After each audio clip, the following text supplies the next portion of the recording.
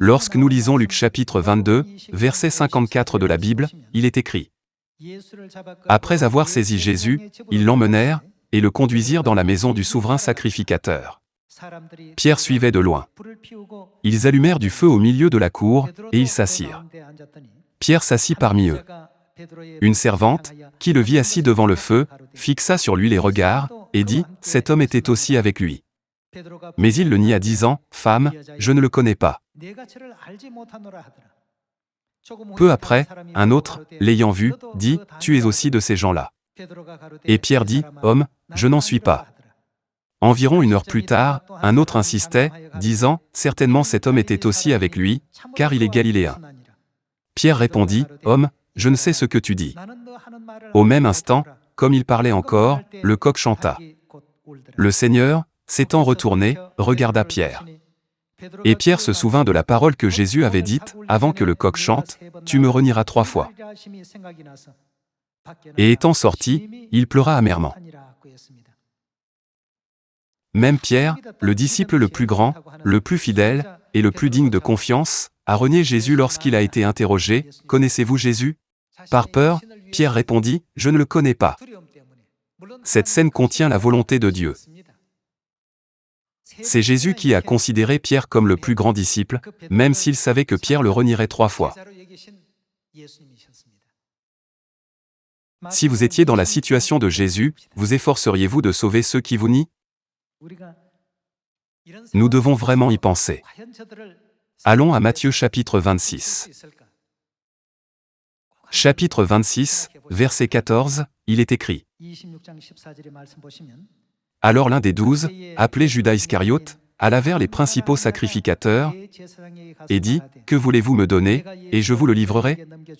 Et ils lui payèrent 30 pièces d'argent. Depuis ce moment, il cherchait une occasion favorable pour livrer Jésus. À ce moment-là, voici comment les disciples, qui prétendaient avoir une grande foi, ont renié Jésus.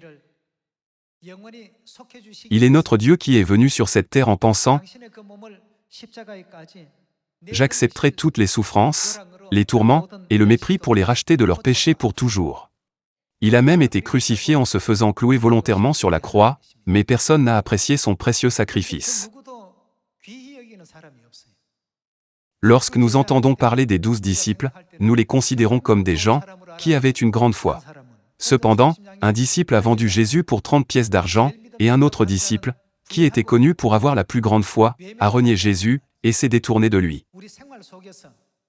Si une situation similaire vous arrivait dans votre vie, où quelqu'un vous aurait renié, trahi et même vendu, pourriez-vous prier pour cette âme? Vous efforceriez-vous de sauver cette âme? Seriez-vous capable de faire toutes ces choses que Jésus-Christ a faites pour nous? Son exemple est la norme que nous devons imiter, et la mesure par laquelle nous pouvons déterminer qui ressemble le plus au Christ. Continuons à lire Matthieu chapitre 26, verset 56. Mais tout cela est arrivé, afin que les écrits des prophètes soient accomplis. Alors tous les disciples l'abandonnèrent, et prirent la fuite. À quel point Jésus a-t-il dû se sentir seul? C'est déchirant. Un disciple l'a renié. Un autre disciple l'a vendu pour 30 pièces d'argent. D'autres disciples craignaient pour leur vie. Leur seul souci était leur propre sécurité, alors ils ont tous fui, sans se soucier de savoir si Jésus a été attrapé ou non, ou s'il était mort ou vivant. Malgré tout cela, Jésus ne les a jamais abandonnés. Il aurait pu les réprimander en disant: Vous, traîtres, vous, les méchants. Est-ce le niveau de votre foi? Comment espérez-vous entrer au ciel de cette manière? Après être mort sur la croix, Jésus est ressuscité des morts le 3e jour, et il est apparu à ses disciples là où ils s'étaient réunis. Jésus a eu pitié d'eux, car il savait à quel point les humains sont faibles. Pour pardonner le péché de l'avoir renié même 3 fois, Jésus a demandé à Pierre: M'aimes-tu? Oui, Seigneur. Voyons la scène où Pierre a répondu à Jésus. Voyons Jean chapitre 21. Pensons à notre Dieu qui est descendu sur cette terre en chair, en se faisant même inférieur aux anges. Considérons son intention sincère d'accepter volontairement cette vie sacrificielle et humble dans le but de nous chercher et de nous sauver seulement, nous ses enfants perdus. Avec une foi qui ressemble au Christ, qui n'a pas hésité à sauver nos âmes en se sacrifiant, nous devons devenir ceux qui ont pitié de nos amis, de nos voisins et de toute l'humanité, et qui peuvent regarder ce qui se passe maintenant spirituellement.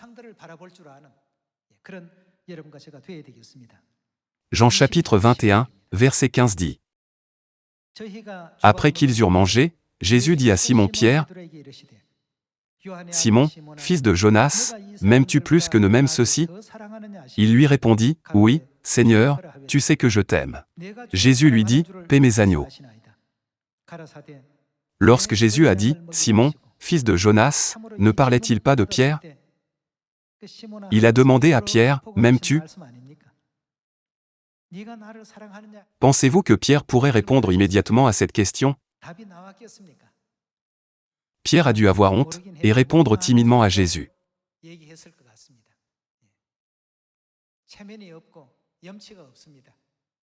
À un moment donné, Pierre a dit, « Je te suivrai jusqu'à la mort. » Il a même tiré une épée et a coupé l'oreille de Malchu, qui était le serviteur d'un souverain sacrificateur. Il a déclaré sa foi avec audace, en faisant de telles actions, mais plus tard, il a réalisé que sa foi ne revenait à rien.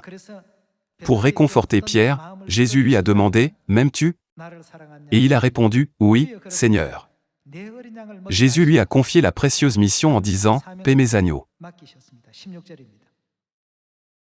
Le verset 16 dit. Il lui dit une seconde fois, « Simon, fils de Jonas, m'aimes-tu » Pierre lui répondit, « Oui, Seigneur, tu sais que je t'aime. » Jésus lui dit, « Paie mes brebis. » Il lui dit pour la troisième fois, « Simon, fils de Jonas, m'aimes-tu » Pierre fut attristé de ce qu'il lui avait dit pour la troisième fois, « M'aimes-tu » Et il lui répondit, « Seigneur, tu sais toutes choses, tu sais que je t'aime. » Jésus lui dit, « Paie mes brebis. » Si jamais vous avez l'occasion d'élever des brebis, vous comprendrez quelle personne ressemble le plus au Christ.